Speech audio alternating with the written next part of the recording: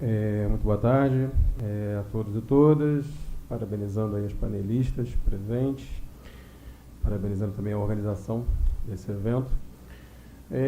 Falando um pouco dessa questão que a Carla, inclusive, obrigado pela presença, Carla, você que já esteve também no sindicato, presente conosco. Quando a Carla traz para a gente, né, esse pano de fundo que a gente está envolvido, né, numa sociedade patriarcal, numa sociedade machista, isso acaba levando, né, para os nossos ambientes de trabalho e naturalmente, ou se naturalizando toda essa questão, isso acaba por envolver toda a relação de trabalho e também repercutindo nessas questões de assédio. Eu vou, além dessas questões externas, né, que é a questão da sociedade, vamos dizer assim, a questão institucional também acho que é interessante a gente abordar, porque o assédio, o próprio assédio institucional, né, que se tem. E esse assédio institucional facilitando a que haja os assédios de chefias, né.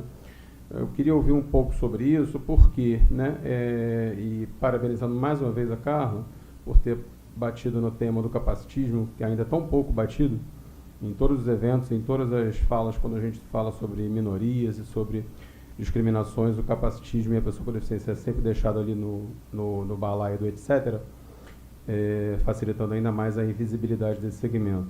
Então, falando sobre isso, por que eu falo do assédio institucional, né, com relação à pessoa com deficiência? Né? Eu trabalho numa instituição, que é aqui, Justiça Federal, TRF, e que tem sistemas que não são acessíveis às pessoas com deficiência visual.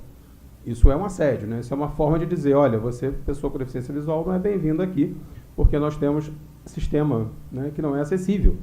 Nós temos um sistema administrativo que, graças a Deus, está sendo abolido, né, o SIGADOC, que tem inúmeros problemas de acessibilidade. Nós tínhamos um sistema processual antes do EPROC que tinha inúmeros e enormes problemas de acessibilidade.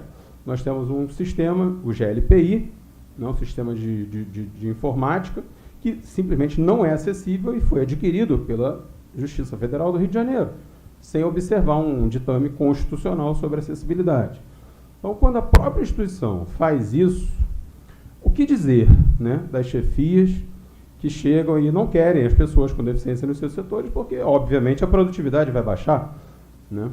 E aí já se tem até uma solução para isso, não se contabiliza a pessoa com deficiência nos locais de trabalho, naquele número de lotados naquele setor. Talvez, muito provavelmente, por conta disso, né? E aí, como trabalhar essa questão?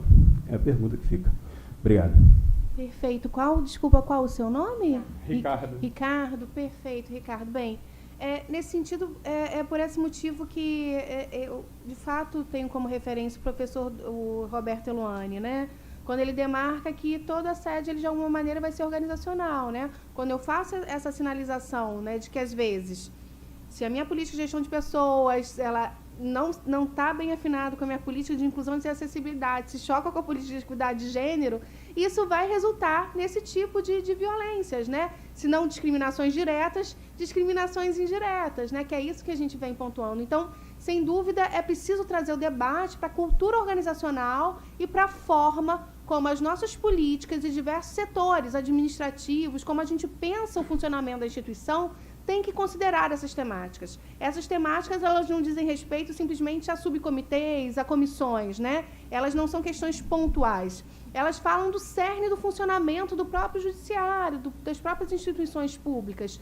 Então, é preciso pensar, né? Meu planejamento estratégico, ele precisa incorporar a acessibilidade e inclusão. Meu planejamento estratégico, ele tem que considerar que a aquisição de sistemas passa pela não só ingresso de servidores com deficiência, mas que eles têm condições de se manter na instituição sendo produtivos e devidamente aproveitados, né? Então, acho que essa é a tônica, né? Acho que você já pontuou o que precisava ser pontuado, mas que a gente lança esse olhar sobre a cultura organizacional e as transformações que precisam acontecer, visto que a violência laboral ela pode se expressar de distintas formas, né?